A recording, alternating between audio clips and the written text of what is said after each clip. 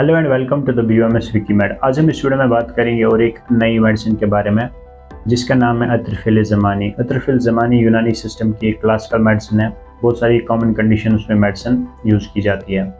पहले हम बात करेंगे इसके नाम के बारे में, अत्रफिल ज़मानी इसका नाम क्यों रखा गया। बेसिकली जो मेडिसिन है, जिन फिजिशियन ने इस मेडिसिन का जो फॉर्मुलेशन दिया था, उन्होंने अपने फादर के नाम से इसको नाम रखा।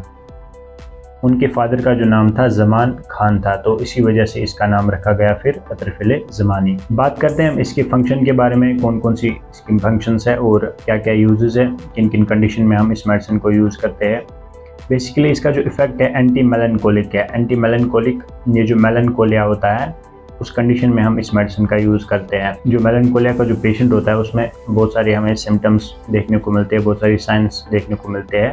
लाइक वो जो पेशेंट होता है उसको इंटरेस्ट जो है ख़त्म हो जाता है, जो वो नॉर्मल चीज़ें इससे पहले करता था उन चीज़ों में उसको ख़त्म हो जाता है। जो भी वो एक्टिविटीज़ करता था डेली रूटीन में, तो वो इंटरेस्ट जो है ख़त्म हो जाता है और वो पसंद करता है कि बेड रेस्ट रहना। इसके साथ साथ लोगों के साथ मिलना जुलना पूरे तरीके से वो बंद कर देता है। जो भी उसका जो कॉन्फिडेंस होता है लोगों के साथ मिलने का, वो पूरा ख़त्म हो जाता है। आई टू आई कांटेक्ट में बात नहीं कर पाता है वो, और उसके दिमाग में बहुत सारे थॉट्स आ जाते हैं, लाइक सुसाइडल थॉट्स आ जाते हैं। तो ऐसे सिम्टम्स हमें देखने को मिलते हैं उस पेशेंट्स में।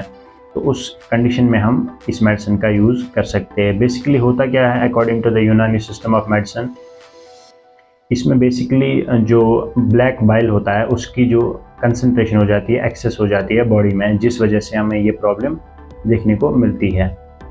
इसके साथ साथ जो इसका इफेक्ट है एंटी फ्लैमेटिक इन द सेंस, जो बलगम हमारी बॉडी में होता है उसका एक्सेस हो जाता है, जिस वजह से हमें फिर सिम्टम्स देखने को मिलते हैं। लाइक क्रॉनिक कोल्ड होता है, क्रॉनिक कफ होता है, तो उसमें हम बहुत सारी मेडिसिन यूज़ करते हैं, फिर वो जो कंडीशन है रिकरेंट हो जाती है। बार बार हमें जो कफ होती है, बार बार हमें खांसी आती है, बार बार हमें नज़ला होता है, तो उस कंडीशन में हम इस मेडिसिन का यूज़ कर सकते हैं, उसमें हमें रिज़ल्ट देखने को मिलेगा। इसके साथ साथ हम इस मेडिसिन का पाल्पिटेशन में भी यूज़ कर सकते हैं। नॉर्मली हम अपने जो हार्ट की है वो हार्ट बीट हम महसूस नहीं कर पाते हैं, बट इस कंडीशन में होता क्या है कि जो नॉर्मल पेशेंट जो होता है उसको महसूस होती है, अपने जो दिल की धड़कन है वो महसूस होती है।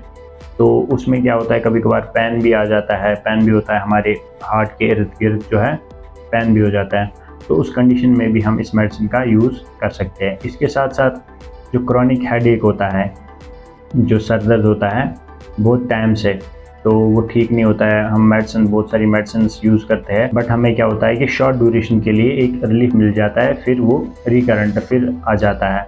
तो उस कंडीशन में भी हम इस मेडिसिन का यूज़ कर सकते हैं। इसके साथ साथ जो माइग्रेन की कंडीशन होती है, जो सर के एक साइड में, एक हिस्से में जो सर के हमें पेन होता है, तो वो जो पेन होता है बहुत तेज़ होता है। कई बार ऐसा होता है कि दवाई से भी उसका रिलीफ नहीं होता है, तो वो कंडीशन को भी ये मेडिसिन ठीक करती है। और एक जो इसका इफ़ेक्ट है, कॉन्स्टिपेशन में भी हम इस मेडिसिन का यूज़ कर सकते हैं। लाइक जो कब्ज़ होता है, जो हमारे स्टूल से पास नहीं होते हैं अच्छी तरीके से, चाहे वो डिहाइड्रेशन की वजह से नहीं हो रहा है, चाहे वो इंटेस्टाइनल म्यूकोसा में कोई प्रॉब्लम होती है, तो उस कंडीशन में भी हम अत्रफिल ज़मानी का यूज़ कर सकते हैं और फ़ायदा उठा सकते हैं।